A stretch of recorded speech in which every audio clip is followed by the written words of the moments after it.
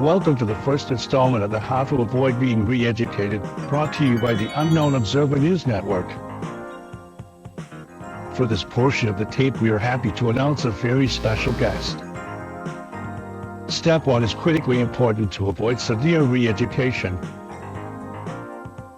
This last part is a very important warning about your television settings, so you don't go nuts. We got action.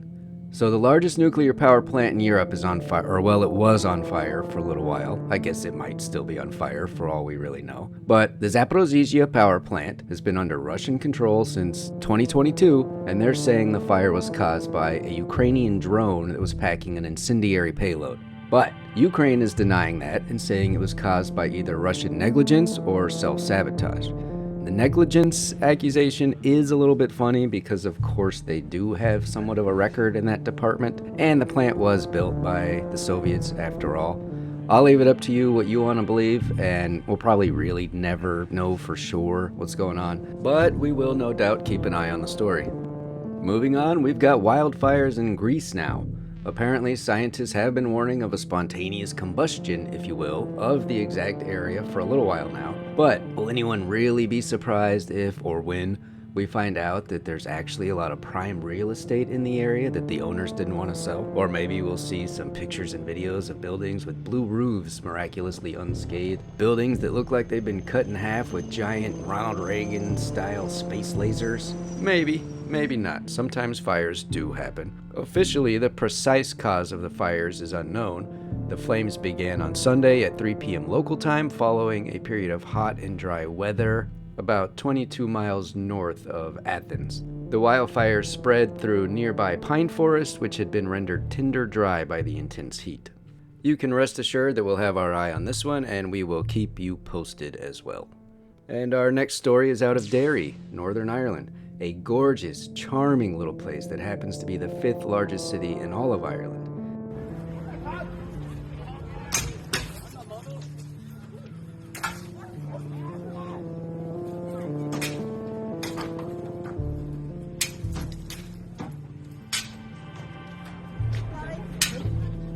And they have absolutely no history of violence or troubles at all.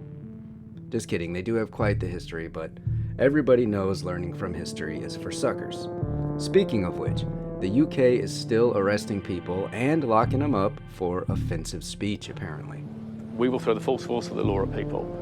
And whether you're in this country committing crimes on the streets or committing crimes from further afield online, we will come after you.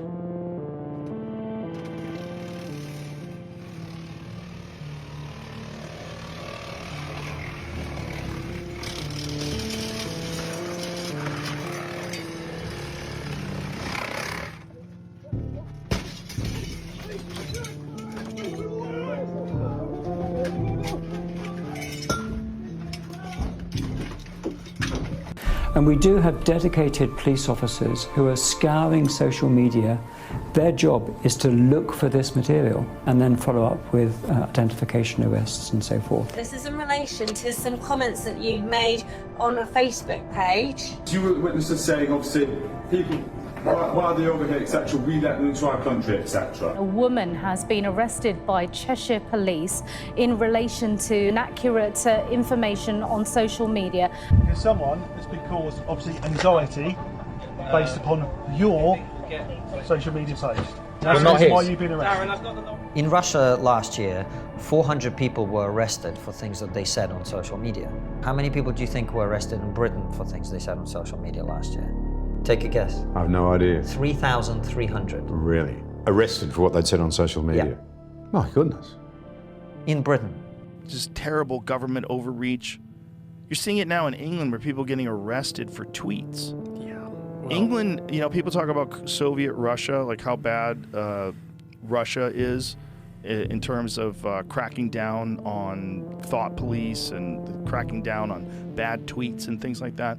I think the statistics are, I think England I think there's something like 4,000 people have been arrested in England for thought crimes. But the fact that they're comfortable with finding people who've said something that they disagree with and putting them in a fucking cage in England in 2024 is really wild. Yeah.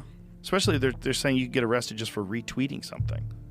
The 2024 Olympics were pretty lit for anyone who missed it.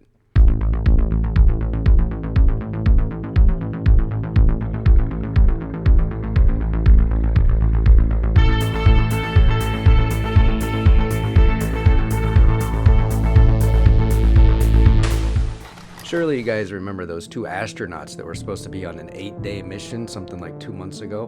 Well, they are still up there, and they just found out that they don't actually have an official date on when they're supposed to be coming back. So one of the ideas they're looking at now is hooking up with a SpaceX flight on its way back, but that could put them as far out as February next year. Not exactly skook 'em. And last but far from least, here's an older story that keeps coming around and coming around about monoliths that have been popping up all over the place, including Utah, Romania, California, Spain, Wales, Paraguay, and now outside of Las Vegas. Now, I will admit, the only reason I think this story is cool is because it kinda, sorta, a little bit reminds me of the TOYNBEE tiles, and I'm a big fan of that. Anyone who is not familiar with the TOYNBEE tiles, I'm going to leave a link for you in the description to a free documentary on YouTube. Check it out. The TOYNBEE tiles are rad. Stay tuned. There's going to be a ton of different stuff coming out. A bunch of the long form content that's similar to the older style videos that we did before YouTube removed half of them for preposterous reasons, as well as some newer stuff. I have to drastically increase my watch time hours before YouTube is anywhere close to being chill with us again. So you can expect to see all kinds of weird stuff coming from this channel in the upcoming future. Make sure not to miss it, subscribe, leave a comment, eat your vegetables, and I'll see you guys soon. I love you. Peace.